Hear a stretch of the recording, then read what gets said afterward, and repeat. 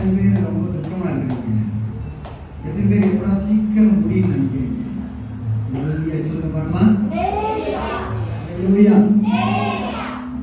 நமக்கு திருவிழா ஆராதனை இருக்குது. அதனால நம்ம செய்திக்கு பிறகு நமக்கு திருவிழாக்கு நேராக நம்ம ஆய்வு கொள்வோம். இந்த நாளும் கூட தானியேல் புஸ்தகம் கேட்கிறவங்க சத்தமாக நம்ம வாசிக்கலாம். உங்களுக்கு நான் நிறைய நேரம் அதிகம் பேச முடியாது அப்படின்னால சுருக்கமாக உங்களுக்கு சொல்ல விரும்புகிறேன். 3ஆம் அதிகாரம் 13ஆம் வசனம். தானியேல் 3ஆம் அதிகாரம் 13ஆம் வசனத்தை எடுத்துங்க. சத்தமாக நம்ம வாசிக்கலாம்.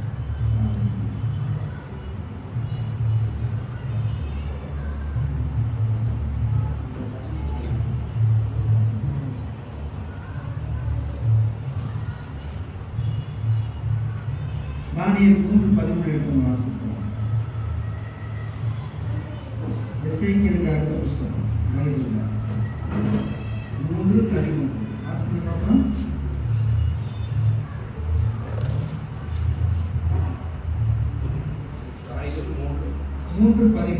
அப்பொழுது நேபுகாத்நேச்சர் உக்கிர கோபம் கொண்டு சாத்ராக்கையும் மேசாக்கையும் ஆபேத்நேகோவையும் அழைத்துக் கொண்டு வரும்படி கட்டளையிட்டான்.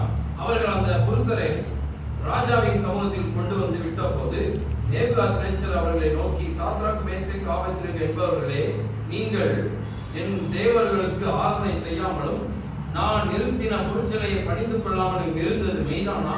இப்பொழுது எக்காலம், நாகசுரம், கிண்ணரம், வீணை, சுரமண்டலம், தம்புரம் முதலான சகலவித கீதவாசிகளின் சத்தத்தையும் நீங்கள் கேட்கும் போது தாழ விழுந்து நான் பண்ணிவித்த சிலையை பணிந்து கொள்ள ஆயத்தமாய் இருந்தால் நல்லது.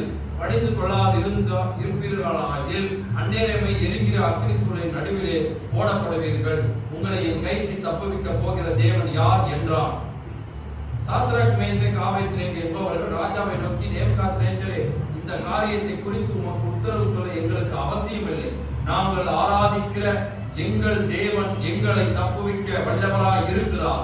அவர் எரிகின்ற அக்னி சூளைக்கும் ராஜாவாகிய உம்முடைய கைக்கும் நீங்களாக்கி விடுவிப்பார். விடுவிக்காமல் போனாலும் நாங்கள் உம்முடைய தேவர்களுக்கு ஆராதனை செய்வதுமில்லை, நீர் நிறுத்தின பொருட்களை பணிந்து கொள்வதுமில்லை என்கிறதே ராஜாவாகிய உமக்கு தெரிந்திருக்க கடவுது என்றார்கள். அப்பொழுது நேபுகாத்நேச்சர் கடும் கோபம் கொண்டு சாத்ராக், மேஷாக், ஆபேத்நேகோ என்பவர்களுக்கு ஆக விரோதமாய் அவனுடைய முகம் வேறுபட்டது. சூளை சாதாரணமாய் சூடாக்கியதை பார்க்கிலும் 7 மடங்கு அதிகமாய் சூடாக்கும்படி உத்தரவு கொடுத்தது. சாத்ராக், மேஷாக், ஆபேத்நேகோ என்பவர்களை எரிகிற அக்னி சூளையில் போடுவதற்கு அவர்களை கட்டுப்படி தன் ராணுவத்தில் பராக்கிரமசாலியாகிய புருஷருக்கு கட்டளையிட்டான். அப்பொழுது அவர்கள் தங்கள் சால்வைகளோடும் நிசார்களோடும் பாகைகளோடும் மற்ற வஸ்திரங்களோடும் கட்டப்பட்டு எரிகிற அக்னி சூளையின் நடுவிலே போடப்பட்டார்கள். ராஜாவின் கட்டளை கடுமையாக இருந்தபடினால் சூளை மிகவும் சூடாக்கி கொண்டிருந்தபடியினாலும் அக்னி ஜுவாலை ஆனது சாத்ராக், மேஷாக், ஆபேத்நேகோ என்பவர்களை தூக்கி கொண்டு போன புருஷர்களை கொண்டு போட்டது. சாத்ராக், மேஷாக், ஆபேத்நேகோ என்னும் அந்த 3 புருஷர்களும் கட்டுண்டவர்களாய் எரிகிற அக்னி சூளையின் நடுவிலே விழுந்தார்கள். அப்பொழுது ராஜாவின் நேபுகாத்நேச்சர் பிரமித்து தீவிரமாய் எழுந்திருந்து தன் மந்திரிமார்களை நோக்கி, 3 புருஷர்கள் அல்லவா கட்டுண்டவர்களாக அக்னியிலே போடுவித்தோம் என்றான். அவர்கள் ராஜபிரேதமாக ஆம் ராஜாவே என்றார்கள். அப்பொழுது அவன், இதோ 4 பேர் விடுதலையா அக்னியின் நடுவிலே விழாவுவதை காண்கிறேன். அவர்களுக்கு ஒரு சேதமும் இல்லை. 4ஆம் ஆணின் சாயல் தேவபுத்திரனுக்கு ஒப்பாய் இருக்கிறது என்றார். 4வது மனிதர் யார்? 4ஆம் நபராய் இருக்கக்கூடியவர் யார் என்கிற தலைப்பில் நம்ம மத்தியில் நான் பேச விரும்புகிறேன். சொல்லுங்க பார்க்கலாம். அந்த காலகட்டத்தில் நேபுகாத்நேச்சர் என்கிற மன்னன் மிகவும் பலசாலியான ஒரு மன்னனாக இருந்தான். போற இடங்களெல்லாம் ஜெயிச்சுட்டு வந்துடுவான். அவன் கட்சியில பாபிலோன் தொங்கு தோட்டம் இன்றைக்கும் உலக அதிசயத்திலே ஒன்றாக இருக்கிறது. எப்படி தாஜ்மஹால் உலக அதிசயத்தில் ஒன்றாக இருக்கிறதோ அதே போல பாபிலோன் தேசத்து தொங்கு தோட்டம் அதுவும் இன்றைக்கும் ஒரு உலக அதிசயங்களில் ஒன்றாக இருந்தது. அந்த பாபிலோன் தேசத்தை அவன் ஆண்டு கொண்டு வந்தது மாத்திரமல்ல, அவன் செல்லும் இடமெல்லாம் அவன் ஜெயத்தை எடுத்து வந்தவனாக, ஜெயித்து விட்டு வந்தவனாக இருந்தான். சற்று முன்பதாக தேவனுடைய பிள்ளைகளுடைய இஸ்ரவேல் பட்டணத்திற்கு போய் அங்கே இருக்கக்கூடிய ராஜாவை வென்றுவிட்டு அங்கே இருக்கக்கூடிய பலசாலிகளையும் ஞானிகளையும் வாலிபர்களையும் சிறைப்பிடித்துக் கொண்டு வந்தான். அவனுடைய அரண்மனை அந்த நேர்த்தியாய் கட்டப்பட்ட அந்த நகரத்தின் மையத்திலே இருந்தது.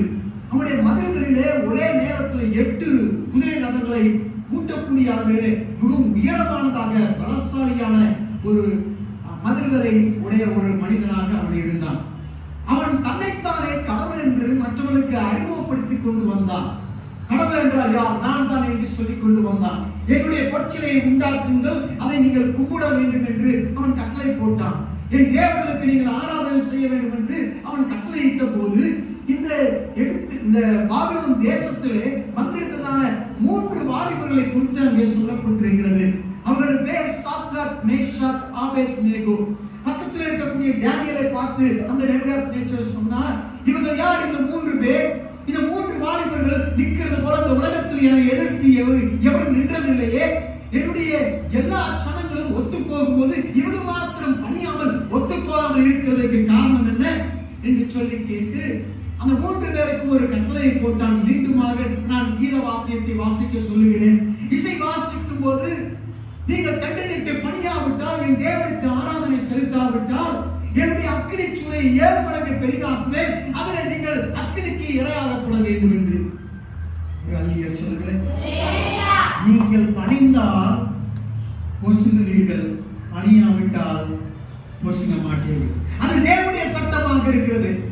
தேவன் என்ன சொல்லி இருக்கிறார்? என்னைக்கு உனக்கு வேற தேவர்கள் உண்டாயிருக்க வேண்டாம், அவர்களை நீ நமஸ்கரிக்கவும் வேண்டாம். இந்த 3 வாலிபர்களும் அந்நிய தேசத்தில் இருந்தாலும் தேவனுடைய நியமங்களை கடைபிடித்து வந்தபடியினால, தேவனாகிய கர்த்தரை ஆராய்ந்தவர்களாக இருந்தபடியினால அவர்களுக்கு தெரிந்தது, எங்கள் தேவன் இந்த அக்கினியிலிருந்து எங்களை தப்புவிக்க வல்லவர். அப்படியே தப்புவிக்காமல் போனாலும் தேவனுடைய நியமத்திலிருந்து நாங்கள் விலக மாட்டோம், நாங்கள் பணிய மாட்டோம், நாங்கள் ஊரோடு ஒத்து போக மாட்டோம், நாங்கள் தேவனுக்காக நிற்போம், இந்த சிலையை நாங்கள் எங்களால் வழங்க முடியாது என்று உறுதியாக இருந்தார்கள். அந்நிய தேசத்திலே அந்நிய ராஜா தன்னைத்தானே கடவுள் என்று நினைத்துக் கொண்டிருந்த பெருமை பிடித்த அந்த மிகப்பெரிய ராஜா முன்பதாக தைரியமாக நின்றார்கள். அவன் சொன்னான், மீண்டும் வாசிக்கும் போது நீங்கள் பணிந்து விட்டால் அது உங்களுக்கு நல்லது. அவர்களை நயம் பண்ணுகிறார். இன்றைக்கு பிசாசு தேவனுக்குரிய ஆராதனை தான் எடுக்கும்படியாக அவன் எத்தனைக்கக்கூடியவனாக இருக்கிறான். பிசாசுக்கு ஒத்து போறதுனா ரொம்ப பிடிக்கும், பிசாசுக்கு பணிந்து போறதுனா ரொம்ப பிடிக்கும். ஆனா தேவன் தான் என்னை தப்புவிக்க வல்லமைந்தவர், அவர் சர்வ வல்லவர் என்பதை நாம் அறிந்திருப்போமானால் எப்படிப்பட்ட பணியக்கூடிய சூழலும், எப்படிப்பட்ட ஒத்து போகக்கூடிய சூழலும் நாம் ஒத்து போகாமல் தேவனுக்காக தனித்து நிற்கக்கூடிய தைரியமானவர்களாக நாம் எந்த சூழலும் நம்ம நிற்க முடியும். அதற்கு இந்த வேத பகுதி நமக்கு உதாரணமாக இருக்கிறது. ஒரு நாள் சொல்லுங்க, அல்லேலூயா. அது தேவ மக்கள் தேவனை விட்டுவிட்டு தன்னை ஆராதிக்க வைப்பது என்பது பிசாசுக்கு மிகவும் பிடித்த ஒரு செயல். இயேசு கிறிஸ்துவை பிசாசு 3 வருடம் ஒன்றுமே தொட முடியவில்லை. இயேசுவானவர் கட்டப்பட்டவர்களை விடுதலை செய்தார், அங்கே குருடர்களுக்கு பார்வை கொடுத்தார், செத்தவர்களையும் உயிரோடு எழுப்பினார். 3 வருடம் பிசாசால ஒன்றுமே செய்ய முடியவில்லை. 3 வருடத்துக்கு பிறகு ஆண்டவர் தன்னைத்தானே ஒப்பு கொடுத்தார். எத்தனையோ சூழ்நிலை வந்த போதிலும் அவர் விலகி போனார். அங்கே மதத்தலைவர்கள் கல்லறிய முற்பட்ட போதும் அவர் விலகி போனார். மலை விளிம்பிலே கல்ல அவர்கள் முயற்சித்த போதும் அவர் விலகி போனார். ஆனால் இப்பொழுது தானாக முன்வந்து தன்னை ஒப்புவித்தார். பிலாத்து அவருடைய வஸ்திரத்தை களைந்தான், அவரை காலை துப்பினான், அவரை அடித்தான். அந்த மக்கள் இயேசுவை சிலுவையில் அறைந்தார்கள். முழு நரம்பு உற்று நோக்கி பார்த்துக் கொண்டிருந்தது. கடைசியிலே இயேசு இறந்து போய்விட்டார். முழு நரகத்திலும் மிகப்பெரிய சந்தோஷம். பிசாசும் அவனுடையவர்களும் கோலாகலத்தில் 3 நாட்கள் கொண்டாட்டத்தில் இருந்தார்கள். திடீரென்று இயேசு ஒரு நாள் தன்னைத்தானே ஒப்பு கொடுத்தார். அதற்கு முன்பதாக எவராலும் தொடக்கூடிய முடியவில்லை. பிசாசு பார்த்தா இயேசுவை ஜெயித்து விட்டால் பிதாவையே ஜெயித்து விட்டோம் என்கிற அந்த கேட்கிறப்பில, அந்த மமதையில, அந்த மேட்டியில அவன் கொண்டாடி கொண்டிருந்தான். அவனை கொண்டாட்டமெல்லாம் 3 நாள் தான் நீடித்தது. ஆண்டவராக இயேசு கிறிஸ்து 3ஆம் நாள் உயிரோடு எழுந்தவராக இருந்தார். 3ஆம் நாள் உயிரோடு எழுந்தவர் பரதேசுக்கு போனார். பரதேசில் கட்டப்பட்டிருந்த பரிசுத்தவான்களுக்கு பிரசங்கம் பண்ணினார். அவருக்கு அங்கே தாவீதுக்கு பழைய பாட்டிலே இருக்கிற மக்கள் யாரெல்லாம் கட்டப்பட்ட ஆவியினால் இருந்தார்களோ அவரை விடுவித்து பரலோகத்துக்கு அவரை எடுத்துச் சென்றார். இது அவரை பார்த்தார். பாவிகளுக்காக இரத்தத்தை சிந்தின அந்த இரத்த விலக்கிரயத்தை ஆண்டவரிடம் ஏற்றுக்கொண்டார். தன்னுடைய கிரீடத்தை அவர் பெற்றுக்கொண்டார். இயேசுவானவர் தம்முடைய இரத்தத்தையும் அந்த பழைய ஏற்பாட்டு பரிசுத்தவான்களின் பிதாமண்டை அங்கே பரிசாக கொடுத்தார். ஒரு அல்லிய சொல்லுங்க. அல்லேலூயா, அல்லேலூயா. ஆண்டவராக இயேசு என்ன செய்தார் தெரியுமா? நேரடியாக நரகத்துக்கு போனார். நரகத்திலே ஏற்கனவே ஆளப்படிந்த வஞ்சனையாய் பெற்றிருந்ததான கிரீடத்தை இயேசுவானவர் பிதாவுடைய பிசாசுடைய கழுத்திலிருந்து அந்த தலையிலிருந்து அவரை பிடுங்கிக் கொண்டு விட்டார். அவனுடைய சட்டைகளை உடைத்து அவனை அங்கே ஒன்றுவிடாதவனாக மாற்றி போட்டார். அவனுடைய அதிகாரத்தை உறுதி எடுத்துக் கொண்டார். முழு நரகத்தை உடைக்கி போட்டு விட்டார். அல்லேலூயா, அல்லேலூயா. மேல பரலோகத்துக்கு வந்தார். பரலோகத்தில் பிதாவானவர் அவரை மகிமையின் ராஜாவாக பரலோகத்துக்குரிய சாவி அவர் கொடுத்தார். ஏற்கனவே நரகத்திலே சென்ற இயேசு கிறிஸ்து பிசாசுடைய கையில் இருந்த அந்த கிரீடத்தை மாத்திரமல்ல, அவருடைய அதிகாரத்தை உடைத்தது மாத்திரமல்ல, அவருடைய வல்லமையை உடைத்தது மாத்திரமல்ல, நரகத்தின் சாவியை எடுத்துக்கொண்டவராக இப்பொழுது பிதாவானவர் சொன்னார், என்னுடைய முழு அதிகாரத்தையும் மேலே வானத்திலும் கீழே பூமியிலும் எல்லாவற்றையும் நான் உனக்கு தருகிறேன் என்று சொன்னார். அங்கே பரலோகத்திலே இருக்கவில்லை, கீழே பூமிக்கு இறங்கி வந்து சீசலுக்கு தன்னை உயிரோடு இருக்கிறவராக காண்பித்தார். சீசலுக்கு உயிரோடு இருக்கிறவராக காண்பித்தார். அவர் சொன்னார், வானத்திலே கீழே பூமியிலும் சகல அதிகாரம் எனக்கு கொடுக்கப்பட்டிருக்கிறது. இந்த அதிகாரத்தை நீங்கள் பெற்றுக் கொள்ளுங்கள். நீங்கள் போங்கள். நீங்கள் எவர்கள் கையில் வைக்கிறீர்களோ அவனை நான் சுத்தமாக்குவேன். எவரை நீங்கள் விடுவிப்பீர்களோ அவனை நான் விடுவிப்பேன். எவர்களை பிசாசுகளை நம்மை வலதை விலகுவதாக சொல்கிறீர்களோ துரத்துகிறீர்களோ அந்த பிசாசுகள் ஓடும் என்று அதிகாரத்தை கொடுத்தார். பிசாசுகள் ஒன்று செய்ய முடியாது.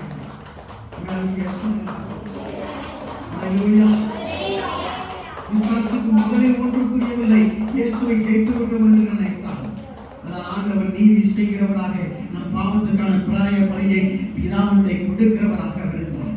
பிசாசின் கையில் இருந்ததான ஏமாற்றத்தை ஏமாற்றி பிடித்திருந்ததான அதிகாரத்தை பிடித்துக் கொண்டார். அல்லேலூயா. இந்த நேபுகாத்நேச்சார் அப்படிப்பட்ட பெருமை மிகுந்த மகன். அவன் தன்னுடைய சனங்களை அடிமைப்படுத்துவதிலே விரியமுள்ளவனாக இருந்தார். சிலையை உண்டாக்கி இதை வணங்கினால் நீங்கள் தப்புவீர்கள். ஆண்டவர் சொன்னார், நீ சிலை உண்டாக்கினால் நீ நரகத்திலே பொசுவாய் என்று சொன்னார்.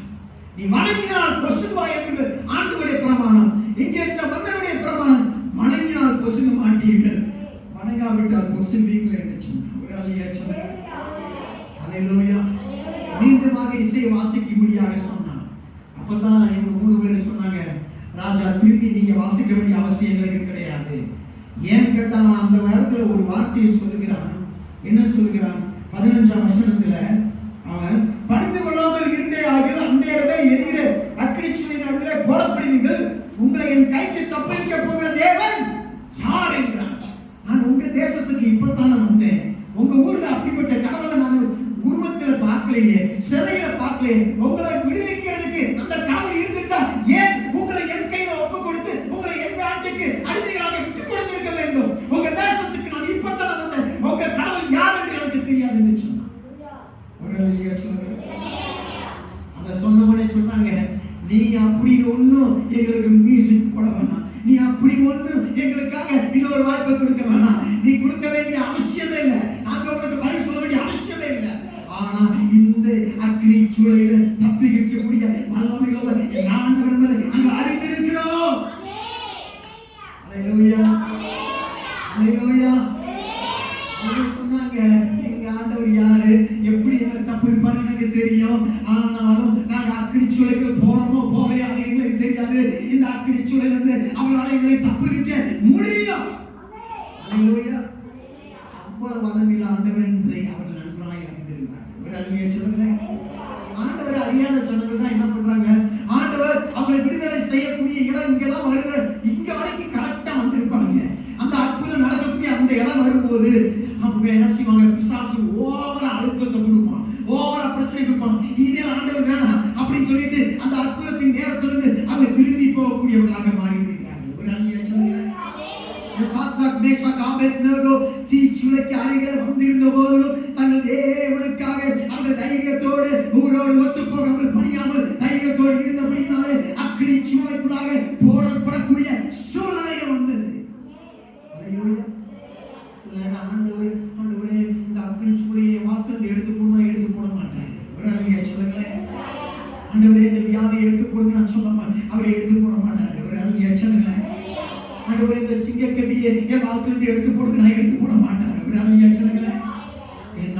அந்த அக்கினிச்சூழல் மத்தியில் உங்களோடு நடக்க விரும்புகிறவர், அந்த சிங்க கபிக்குள்ளாக என் தேவன் உங்களோடு கூட இருக்க விரும்புகிறவர், அந்த புயல் மத்தியிலே உங்கள் மத்தியிலே இருக்கக்கூடிய வல்லமையுள்ள தேவன், அவர் விளக்க மாட்டார், அதிலிருந்து உங்களை தப்புவிக்கிற தேவனாக இருக்கிறார்.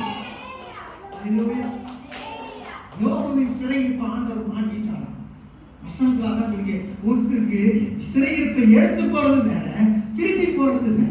அப்படின்னா என்ன அர்த்தம்? பிசாசு யோபுவை அங்கே துன்பத்துல மாட்டிக்கிட்டு இருந்தான். இப்ப ஆண்டவர் என்ன பண்ணாரு? யோபுவை எடுத்துட்டு யோபு இந்த இடத்துல பிசாசை வச்சுட்டாரு. ஒரு ஆள் சொல்லுங்க. அப்படின்னா இப்போ யோபு எதெல்லாம் அனுபவிச்சானோ அதை பிசாசு அவன் அனுபவிக்க கர்த்தருடைய வார்த்தையை சொல்ல ஜெபிக்க அந்த வார்த்தையை கேட்க முடியாதபடி சக்தி உங்களை விட்டு ஓடக்கூடியவனாக மாறி விடுகிறான். அல்லேலூயா, அல்லேலூயா. உங்க வாழ்க்கையில தேவன் அற்புதம் செய்யக்கூடிய அந்த இடம் வருவதற்கு நீங்கள் விலகி போவீர்களா? நிச்சயமாகவே நான் உங்களுக்கு சொல்லுகிறேன், இந்த 3 வாலிபர்கள் அவர்களுக்கு நடந்த அற்புதத்தை நீங்கள் ஒருபோதும் பார்க்க முடியாது. ஒரு அல்லையா சொல்லுங்க. அக்கினிக்குள் போட்டார்கள். அக்கினிக்குள் போடும்போது அவர்கள் இந்த நோஞ்சான்களை அழைக்கவில்ல, பலசாலிகளை அழைத்தான். அவர்கள் பிசாசு தன்னுடைய பலசாலிகளுக்கு மேல கூட அக்கறை இல்லாதவன், தன்னை ஆராதிக்கிறவங்க அக்கறை இல்லாதவன். நான் ஜனங்கள் அழிஞ்சா என்ன, செத்தா என்ன, ஆக்சிடென்ட் கொடுப்பான், விபத்தை கொடுப்பான், எல்லாம் கொடுப்பான். பலசாலிகளை அவன் என்ன செய்யறான்? கட்டி போடுவதற்கு அங்கே சொல்லுகிறான். கட்டி போட்டு அந்த தூக்கி போட்டவங்க அவங்க செத்து போயிட்டாங்க. பலசாலிகள் ஏன் பலசாலி அவன் அனுப்பிவிட? ஒருவேளை உங்க கடவுள் வந்து காப்பாத்தினா என் பலசாலிகள் வந்து அவங்களோட சண்டை போடட்டும்னு சொல்லி அவன் அப்படியாக யோசித்தவனாக இருந்தான். ஒரு அழகியா சொன்னேன். ஆனா போட்டது 3 பேரு, உள்ள நடக்கிறது 4வது நபராக. ஒரு அழகியா சொன்னேன். அவன் தன்னுடைய ஞானிகளை மூப்பர்கள் அதை வச்சான். எப்ப நம்ம அக்கினிக்குள்ள போட்டது 3 பேர் தானே, ஆனா 3 பேருக்கு மத்தியில 4வது ஒருவர் இருக்கிறாரே, அவன் தேவகுமாரனுடைய சாயத்தோப்பா இருக்கிறாரே. ஓ, இது எப்படி ஆகுதோ என்று சொல்லி அவன் பிரமிக்க, அவன் பயந்து, அவன் ஓட ஆரம்பிக்கிறான். அல்லேலூயா, அல்லேலூயா. அந்த 3 பேர் எங்களுக்கு அந்த அக்கினிச்சுளையிலிருந்து எங்களை விடுவி ஆண்டவரே சொல்லி கேட்கல, எங்க அக்கினிச்சுளை மத்தியில வாங்கன்னு சொல்லி கேட்கல. நீங்க உண்மையிலே தேவனுடைய பிரமாணத்தை நிறைவேற்றினா நீங்க எங்களால் இருக்கிறீங்களோ அங்கெல்லாம் தேவன் இருக்கக்கூடியவராக இருக்கிறார். நீ நடக்கிற பாதை அக்கினியின் பாதையாக இருந்தாலும், கண்ணீரின் பாதையாக இருந்தாலும், அழகின் பள்ளத்தாக்கு விழுந்து நடந்தாலும், என் ஆண்டவர் உங்களோட நடக்கக்கூடிய வல்லமையுள்ளவராக இருக்கிறார். அல்லேலூயா, அல்லேலூயா. நாம் பிரியமானவர்களே, தேவனாகிய கர்த்தர் இன்றைக்கும் அவருக்காக ஊரோடு ஒத்து போகாத வணங்காத தேவ பிள்ளைகளோடு அவர் இருக்கக்கூடியவராக இருக்கிறார். ஒரு அழகியா சொல்லுங்களேன். அல்லேலூயா. அவரை விடுவிக்கும்படி அவருடைய தேவனானவர் ஏற்கனவே அக்கினிக்குள்ளாக செயல்பட ஆரம்பித்து விட்டார். அவர்களை தட்டி போறதுக்கு முன்னாடியே அவர்களுக்குள்ளாக அவர் இறங்கி வர ஆரம்பித்தார். ஒரு அழகியா சொல்லுங்களேன். பிசாசு தன்னுடைய மேல அக்கறை இல்லாமல் போகலாம். என் ஆண்டவர் அப்படிப்பட்டவர் அல்ல. ஒரு அழகியா சொல்லுங்களேன். அல்லேலூயா. நீங்கள் அங்கே வணங்காமல் இருக்கிற, ஊரோடு ஒத்துப்போகாமல் இருக்கிற உங்கள் வாழ்க்கையின் ஒவ்வொரு அக்கினி சூழல் மத்தியும் உலாவுகிறவர் உங்கள் மத்தியிலே இருக்கிறார். அவர்தான் என் ஆண்டவராக தேவனாக இருக்கிறார். அல்லேலூயா, அல்லேலூயா. இந்த 4வது நபர் யார்? ஆதியாகமத்திலே ஸ்திரீ விருத்தாக இருந்தவர், யாத்ராகமத்திலே பஸ்காவின் ஆட்டுக்குட்டியாக இருந்தவர், லேவியாகமத்திலே நம்முடைய பிரதான ஆசாரியாக இருந்தவர், என்னாகமத்திலே பகலிலே மேகஸ்தம்பமாகவும் இரவிலே அக்கினி ஸ்தம்பமாக இருந்தவர், உபாகமத்திலே அங்கே மோசேயை கொண்டு தீர்க்கதரிசியானவர், யோசுவாவிலே நம் ரட்சிப்பின் சேனாதிபதியாக இருந்தவர், நியாயபதிகளே நம்மை நியாயத்திற்கும் நியாயபதியாக நீதி செய்கிறவராக இருக்கிறவர், ரூத்திலே நம்மை விடுதலை செய்யும் உறவினராக சொந்தக்காரராக இருக்கிறவர், 1 சாமுவேல் 2 சாமுவேலே நாம் நம்பிக்கையின் தீர்க்கதரிசியானவர், 1 ராஜாக்கள் 2 ராஜாக்களே அவர் நம்ம மத்தியிலே எழுந்தருளும் ராஜாவாக இருக்கிறவர், அங்கே 1 நாளாகவும் 2 நாளாகவும் நம்முடைய ராஜாவாக இருக்கிறவர், எஸ்ராவிலே நம்பிக்கையின் சேனையானவர், நெகேமியாவிலே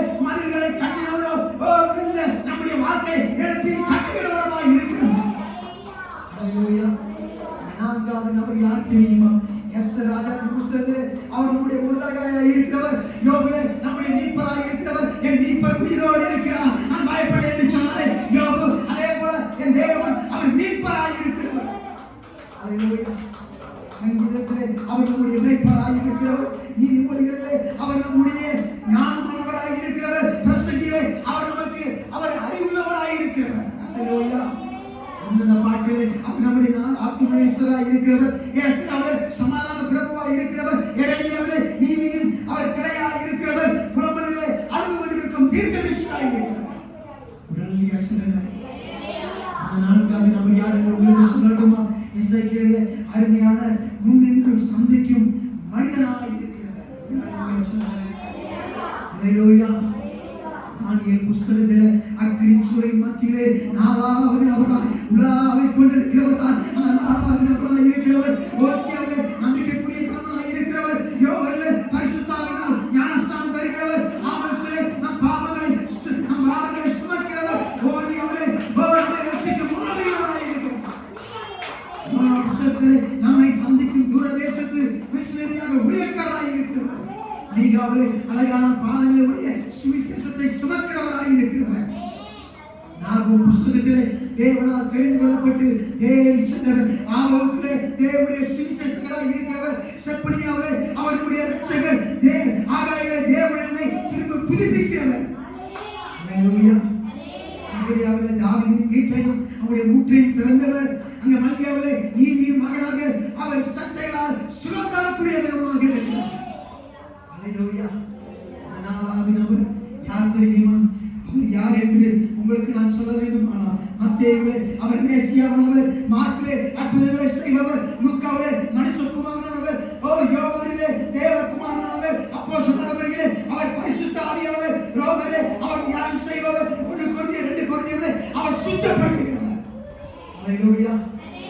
கலாத்தியரிலே ஞானப்பிரமாணத்தின் சாபத்திலிருந்து நம்மை விடுவிப்பவர். எபேசியரிலே அங்கே தேட முடியாதபடி மேன்மையின் ஐஸ்வரியத்தின் கிறிஸ்துவானவராய் இருக்கிறார். அல்லேலூயா. பிலிப்பியரிலே நம்முடைய குறைகளை எல்லாம் அங்கே மகிமையிலே நிறைவாக்கக்கூடிய ஒரு தேவனாய் இருக்கிறார். அல்லேலூயா. கொலோசியரிலே சரீரத்திலே தேவத்துவத்தின் முழு உருவமாய் இருக்கிறவர். 1 தெசலோனிக்கேயர் 2 தெசலோனிக்கேயர் அங்கே விரைவில் வரப்போகிற நம்முடைய ராஜாவாய் இருக்கிறவர். 1 தீமோத்தேயு 2 தீமோத்தேயுவிலே தேவனுக்கும் மனிதனுக்கும் நடுவே மத்தியஸ்தராய் இருக்கிறவர். அல்லேலூயா. அல்லேலூயா. 4வது நபர் தீத்துவிலே நம்முடைய உண்மையுள்ள போதகராய் இருக்கிறவர். பிலோமோனிலே சகோதரனுடைய நம்முடைய நெருங்கி இருக்கும் நண்பராய் இருக்கிறவர். எபிரேயரிலே நித்திய உடன்படிக்கை ரத்தமானவர். யாக்கோபிலே நமக்கு பெரிய நம்பிக்கை நிலையானவராய் இருக்கிறார். 1 பேதுரு 2 பேரிலே பிரதான மேய்ப்பராய் இருக்கிறவர். 1 யோவான் 2 யோவான் 3 யோவானிலே அன்பான கணவராய் இருக்கிறவர். அல்லேலூயா. அல்லேலூயா.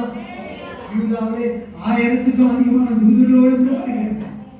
வெளிப்படுத்தின விசேஷத்திலே 4வது நபர் அவரே ராஜாதி ராஜாவாய் கர்த்தாதி கர்த்தாவாய் திரும்ப வரப்போகிற நித்திய ராஜாவானவராய் இருக்கிறார். அல்லேலூயா. முழு பைபிளும் 4வது நபரை பற்றி நாம் வருடமே சொல்கிறேன். அல்லேலூயா. அல்லேலூயா. 3 பேருக்கு மத்தியிலே அக்கினியிலே வேகாமல் நடந்து உலாவினவர் தான் அந்த 4வது நபர். அல்லேலூயா. நீ ஒத்து போகாமல் போகும் உன் ஒவ்வொரு அக்கினி சூளைக்குள்ளாகவும் உலாவி வரும் அந்த 4வது நபர் யார்?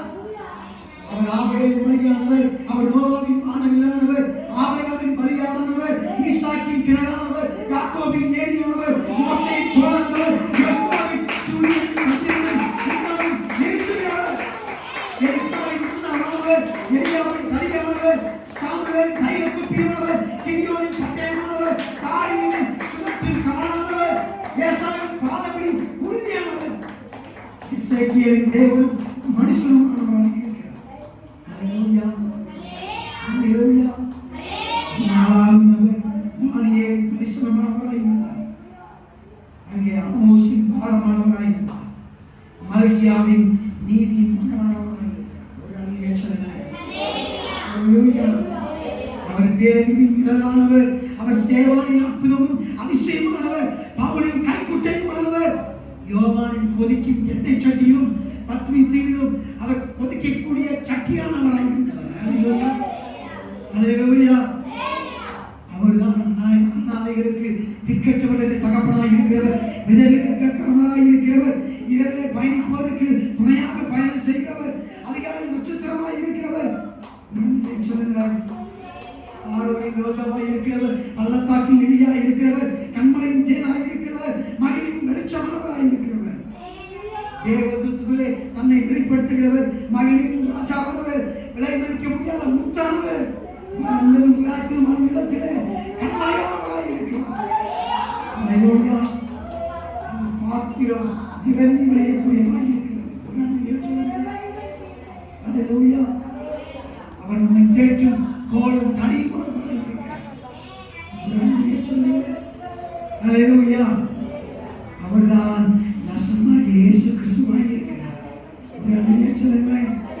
ஜீவனுள்ள தேவனுடைய குமாரனாய் இருக்கிறார். அல்லேலூயா. அந்த எரிந்து கொண்டிருந்த அந்த சூழலில் அவர் மத்தியில் வந்து அவர் அசைவாடுகிறவராய் இருக்கிறார். ஒரு அல்லேலூயா சொல்லுங்களேன். உங்களை என்னையும் தப்புவிக்க அவர் இன்றைக்கும் அவர் நம்முடைய சூழல் மத்தியில் நடுவிலே உலாவுகிறவராய் இருக்கிறார். ஒரு அல்லேலூயா சொல்லுங்களேன். அல்லேலூயா.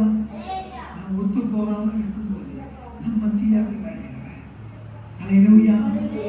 நாம் ஒத்து போயிருந்தால் அந்த 3 பேரும் பணிந்து போயிருந்தால் அங்கே அவர் மத்தியிலே அவரால் நடந்திருக்க முடியாது. அல்லேலூயா. தைரியமாய் நின்றார்கள். இந்த காவலை எல்லாரும் இருக்கிற இடத்துல அப்படியே நின்று கொள்வார். ஆண்டவரே, இந்த 4வது நபர் என் வாழ்க்கைக்குள்ளாக நடந்து வருவீராக. நான் நடக்கிற அக்கனிச்சூர் மத்தியிலே 4வது நபராய் உலாவுவீராக. 4வது நபர் முழு வேதாகமத்திலும் அவர் உலாவிக் கொண்டிருக்கிறது போல, முழு வேதாகமத்தில் உலாவிக் கொண்டிருக்கிறது போல இந்த 4வது நபர் முழு வாழ்க்கைக்குள்ளாக உலாவட்டும். வாழ்க்கையின் எல்லா பகுதியிலும் அவர் உலாவட்டும். இந்த 4வது நபர் உலாவக்கூடியவராய் இருக்கிறார். அவர் உங்கள் மத்தியிலே அவர் அசைப்படக்கூடியவராய் இருக்கிறார். அவர் உங்கள் மத்தியிலே நடக்கக்கூடியவராய் இருக்கிறார். அந்த 4வது நபர் உங்கள் மத்தியில் அவர் செயல்படுகிறவராய் இருக்கிறார். அல்லேலூயா. அல்லேலூயா. அக்கினி சூழலிலிருந்து அவர்களை தப்புவித்தவர் இந்த காவல உன்னுடைய அக்கினி சூழலிலிருந்து உன்னை தப்புவிக்க வல்லமையுள்ளவராய் இருக்கிறார்.